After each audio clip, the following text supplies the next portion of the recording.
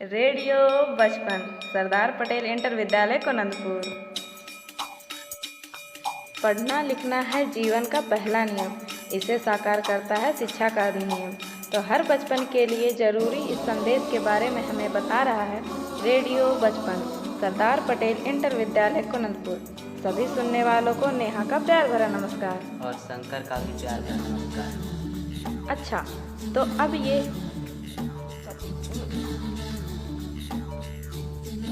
यह बात है कि हमारे जीवन में शिक्षा का मूल्य क्या है। मूल्य तो बहुत है और साथ ही शिक्षा का अधिकार अधिनियम यानी कि आरटीई का भी बहुत महत्व है। हाँ, तभी तो हर 6 वर्ष से 14 वर्ष तक के सभी बच्चों को प्रारंभिक शिक्षा का अधिकार दिया जा रहा है। हाँ, आज हम इस बारे में ही जानकारी साझा कर रहे हैं। हाँ, ये तो हम सुनेंगे ही, पर पहले शिक्षा के महत्व पर एक कविता हो जाए। इस कविता को प्रस्तुत कर रही है दीपा कुमारी, कक्षा नवम की। दानव सा अज्ञान खड़ा है, ज्ञान स्तर से लड़ना होगा। भाई बढ़ना है तो पढ़ना होगा। शिक्षा उसकी लाली है, शिक्षा है तो खुशहाली है। अक्षर अक्षर मोती है सब, शिक्षा मोती की थाली है। शिक्षा है सीढ़ी की माफी, ज्ञान शिखर पर चढ़ना होगा। बढ़ना है तो पढ़ना होगा। क्या बात है, बढ़ना है तो पढ़ना होगा। इसलिए कहते हैं कि हर बच्चे को स्कूल आना चाहिए। शिक्षा के अधिकार अधिनियम के तहत बच्चों को अनिवार्य शिक्षा का प्रबंध दिया गया है, क्यों ना हम बच्चों को विद्यालय में मिलने वाली सुविधाओं की चर्चा करें। हाँ, क्यों नहीं। शिक्षा संवाद कार्यक्रम और शिक्षा विभाग बिहार सरकार के द्वारा प्रदान की जा रही योजनाओं के बारे में अपने विद्यालय के वरिष्ठ शिक्षक गणेश सर से जानते हैं। सबसे पहले तो मैं आप दोनों को इस काम के लिए बधाई दूंगा कि आप लोग ने बहुत अच्छा प्रयास किया है और आपके इस प्रयास से भाषा पर भी पकड़ मजबूत बनेगी आप लोगों की और नए नए समसामयिक जानकारी में भी आप लोगों का विस्तार होगा। तो इसके लिए आप सबों को बहुत बहुत शुभकामनाएं। आप इसी तरह से अपने कार्यक्रम को बढ़ाते चले जाएं। और जैसा कि आपने पूछा कि शिक्षा का क्या महत्व है, तो शिक्षा अपने आप में बहुत ही महत्वपूर्ण चीज़ है। और सबसे पहले तो हमें ये जानना चाहिए कि आखिर शिक्षा है क्या और इसका उद्देश्य क्या होता है। तो अगर हम बोलें कि शिक्षा जो है वो ज्ञान, सदाचार, उचित आचरण, तकनीकी शिक्षा, तकनीकी दक्षता, ठीक है, इन सब चीज़ों को प्राप्त करने की एक प्रक्रिया है। तो जब आप कहीं से भी आप ले सकते हैं, जब आप ज्ञान की प्राप्ति करते हैं, जब आप सदाचार यानी कि आप अपने बिहेवियर में चेंज करते हैं, जब आप टेक्निकल नॉलेज गेन करते हैं और उसमें अगर आप स्किल्ड हो जाते हैं, तो ये सारी चीज़ें जो होती हैं ना परस्पर मिल करके शिक्षा का रूप लेती है। तो यहाँ पर दो चीज़ है, शिक्षा और विद्या प्राप्ति। ये दोनों जो है ना, दोनों अलग अलग चीज़ हैं। अब दोनों में क्या अंतर है, तो जब हम बात करते हैं ना कि शिक्षा और विद्या में क्या अंतर है, तो यहाँ पर जानिएगा कि विद्या जो होती है ना वो कौशल से जुड़ा हुआ है, यानी कि स्किल से जुड़ा हुआ होता है, और शिक्षा जो होती है वो स्किल से जुड़ा हुआ हो भी सकता है और नहीं भी हो सकता है। अगर आप इसको एक एग्जाम्पल से समझें तो एक व्यक्ति शिक्षा के द्वारा स्थापित किए गए जितने भी मानदंड होते हैं और उसको तोड़कर जब वो अपने विवेक का इस्तेमाल करता है, जब वो अपनी समझ बूझ का इस्तेमाल करता है, जब वो अपने अनुभवों का इस्तेमाल करता है, अपने एक्सपीरियंस का इस्तेमाल करता है, अपने क्वालिफ़िकेशन का इस्तेमाल करता है, नॉलेज का इस्तेमाल करता है और आगे की ओर बढ़ता है, चुनौतियों का सामना करता है और उससे वो बाहर निकलता है, सफलता प्राप्त करता है, तो उससे हम लोग बोलते हैं विद्या का उपयोग करना। उसने अपने विद्या का उपयोग किया, जो उसने अर्जन किया है, ठीक है, उसको उपयोग करता है। और शिक्षा क्या होता है, शिक्षा जो है एक प्रकार से स्थापित मानदंड है जो कि सिलेबस के रूप में होता है, करिकुलम के रूप में होता है। और जब हम इस करिकुलम को ग्रहण करते हैं और उससे जब हम उसका उपयोग करते हैं समाज में और उससे जो हमें एक्सपीरियंस मिलता है, उससे हमें एक्चुअल में विद्या प्राप्ति होती है, जिसका हम लोग अपने रोज़मर्रा के दिनों में इस्तेमाल करते हैं, उसका हम लोग प्रयोग करते हैं। तो अब मुझे उम्मीद है कि आपको विद्या और शिक्षा में अंतर समझ में आ गया होगा। अब इसका महत्व क्या है? महत्व तो बहुत है। जब आप विद्या ग्रहण कर चुके होते हैं तो आप उसको रोज़मर्रा के अपने जीवन में भी उसका इस्तेमाल आप करते हैं।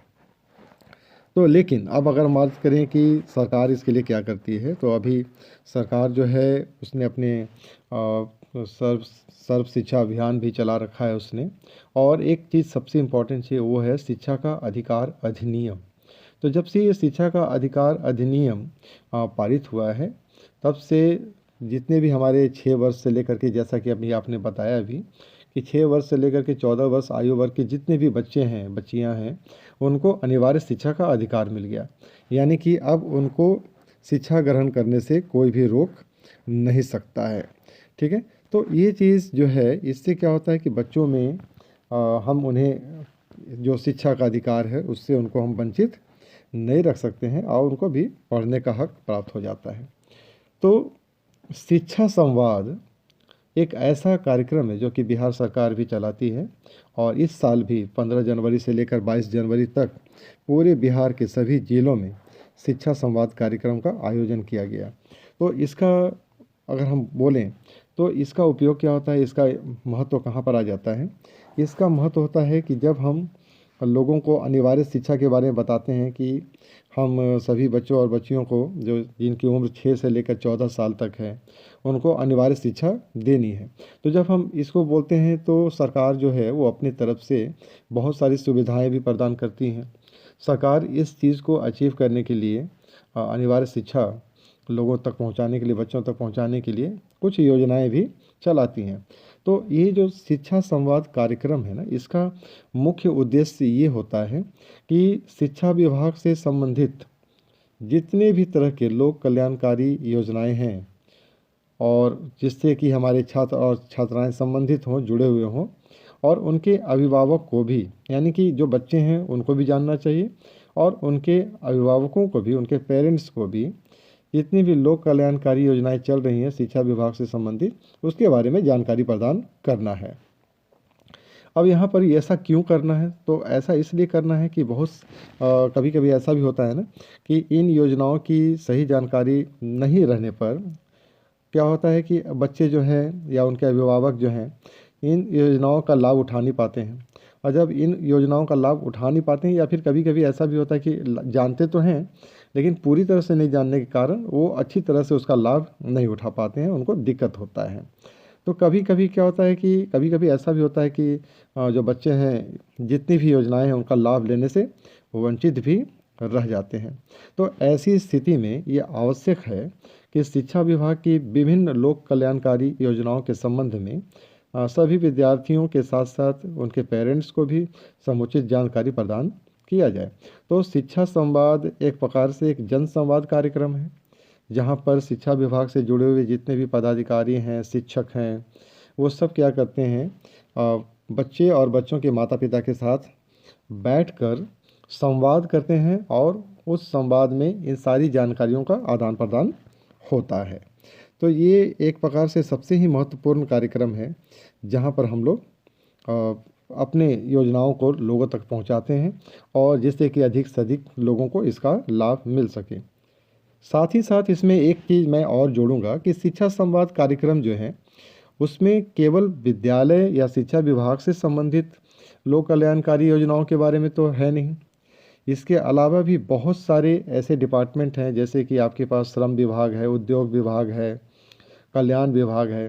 तो इन अलग अलग विभागों के द्वारा भी बहुत सारी ऐसी जन कल्याणकारी योजनाएं हैं जो छात्र और छात्राओं से संबंधित है, उसके बारे में भी हम लोग वहाँ पर चर्चा करते हैं।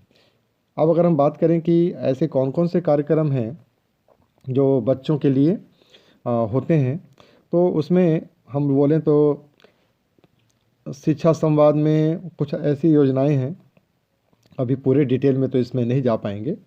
तो बहुत सारी योजनाएं जैसे कि मुख्यमंत्री बालिका साइकिल योजना है, मुख्यमंत्री बालक साइकिल योजना है, मुख्यमंत्री किशोर स्वास्थ्य कार्यक्रम योजना है, मुख्यमंत्री बालिका प्रोत्साहन योजना है, बिहार शताब्दी मुख्यमंत्री बालिका पोशाक योजना है, मुख्यमंत्री कन्या उत्थान योजना है, सिविल सर्विस प्रोत्साहन योजना, यानी कि जो बच्चे सिविल सर्विस की तैयारी करना चाहते हैं उनके लिए भी यहाँ पर सुविधाएं हैं। मुख्यमंत्री प्रोत्साहन योजना है, जो मेधावी बच्चे होते हैं उनको भी आगे प्रोत्साहित किया जाता है। मुख्यमंत्री प्रोत्साहन छात्रवृत्ति योजना है, प्री मैट्रिक छात्रवृत्ति योजना है, पोस्ट मैट्रिक छात्रवृत्ति योजना है, बिहार स्टूडेंट क्रेडिट कार्ड योजना है, सहित बहुत सारी ऐसी योजनाएं हैं जो कि छात्र और छात्राओं के लिए बिहार सरकार अलग अलग विभागों के माध्यम से भी प्रदान करती है। तो जितने भी विभाग जो हैं वो छात्र छात्राओं से संबंधित योजनाएं चालू किए हुए हैं या फिर प्रदान करती हैं, उन सब के बारे में विस्तृत जानकारी जो होता है ना, इस तरह के जन संवाद कार्यक्रम में, यानी कि शिक्षा संवाद कार्यक्रम में अभिभावकों के साथ शेयर किया जाता है, साझा किया जाता है, और उसमें बच्चे भी उपस्थित रहते हैं। ठीक है, अब बच्चे भी उपस्थित रहते हैं तो उन्हें भी इन योजनाओं का लाभ पता हो जाता है कि कैसे करना है, और जब उन्हें इन सब योजनाओं की जानकारी होती है तो वो उससे निश्चित ही लाभ प्राप्त करते हैं। तो शिक्षा जो है उसका महत्व जो है वो तो ऐसे भी आपका बढ़ जाता है कि जब आप शिक्षित होंगे तभी तो आप उन योजनाओं के बारे में जान पाएंगे, उनको आप लेने में सक्षम होंगे। ठीक है, और इस तरह से आप अपना भी विकास कर सकते हैं। देखो, एक चीज़ यहाँ पर सबसे इम्पोर्टेंट क्या है ना, कि जब एक व्यक्ति शिक्षित होता है तो वो अपने आसपास के 10 लोगों को शिक्षित करता है। आपने सुना है ना कि जब एक महिला शिक्षित होती है ना, हमारी एक बहन शिक्षित होती हैं, तो वो अपने घर को शिक्षित करती हैं, वो जिस घर में जाती हैं उस घर को भी शिक्षित करती हैं। तो इस प्रकार से शिक्षा का जब एक दीपक जलता है ना, तो पूरे समाज के हर वर्ग को, हर क्षेत्र को वो रोशन करता है। तो शिक्षा का महत्व तो अपने आप में बिल्कुल ही अकाट्य है।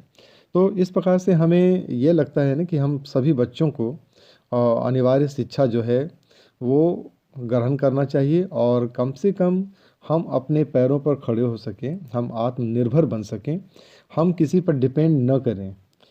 अब देखो, ये तो सही बात है ना कि शिक्षा के अभाव में ही हमारे प्रदेशों से दूसरे प्रदेशों में बच्चे जाते हैं, जॉब के लिए जाते हैं, नौकरी के लिए जाते हैं, और वहाँ पर उन्हें अलग अलग तरह का काम करना पड़ता है, घर से दूर भी होना पड़ता है। तो अगर हमारे बच्चे अच्छी तरह से शिक्षित हों, उनको तकनीकी कौशल का ज्ञान हो, उनको तकनीकी दक्षता प्राप्त हो जाए, तो उनको कहीं भी बाहर जाने की आवश्यकता नहीं पड़ेगी। हमारे बहुत सारे ऐसे बच्चे जो हैं ना, वो स्टार्टअप के माध्यम से, और बहुत सारे जो हमारे पास एंटरप्रेन्योर्स हैं, तो उस तरह से वो क्या कर रहे हैं, खुद अपना उद्यम चालू भी कर रहे हैं और दूसरे लोगों को भी रोजगार प्रदान कर रहे हैं। तो शिक्षा का महत्व तो यहीं पर झलक जाता है ना। तो शिक्षा केवल मतलब कि नौकरी पाने के उद्देश्य से नहीं होता है। शिक्षा जो है अपने आप को सुव्यवस्थित करने के लिए भी ग्रहण करना चाहिए।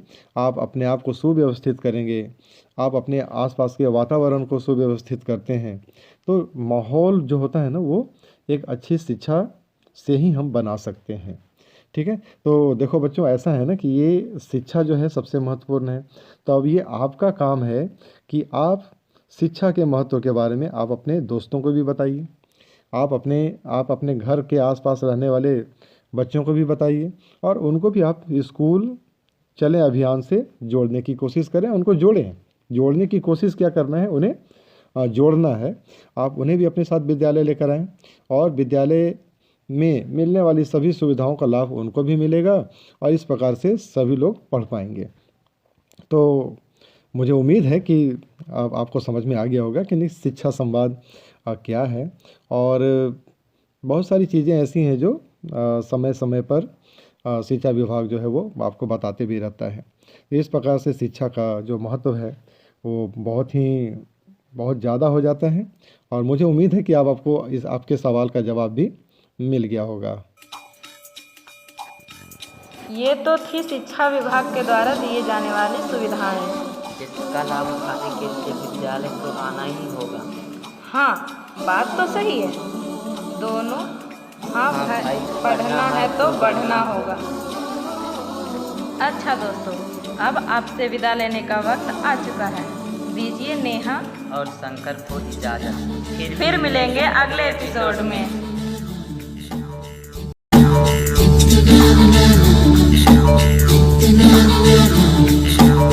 सवेरे सवेरे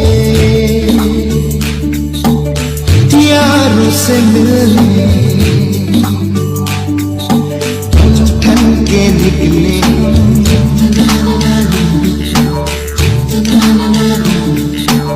सवेरे सवेरे यारों से मिलने घर से दूर चले हम, रोके से ना रुके हम, मर्जी से चले हम, बादल सा गरजे हम, सावन सा बरसे हम, सूरज सा चमके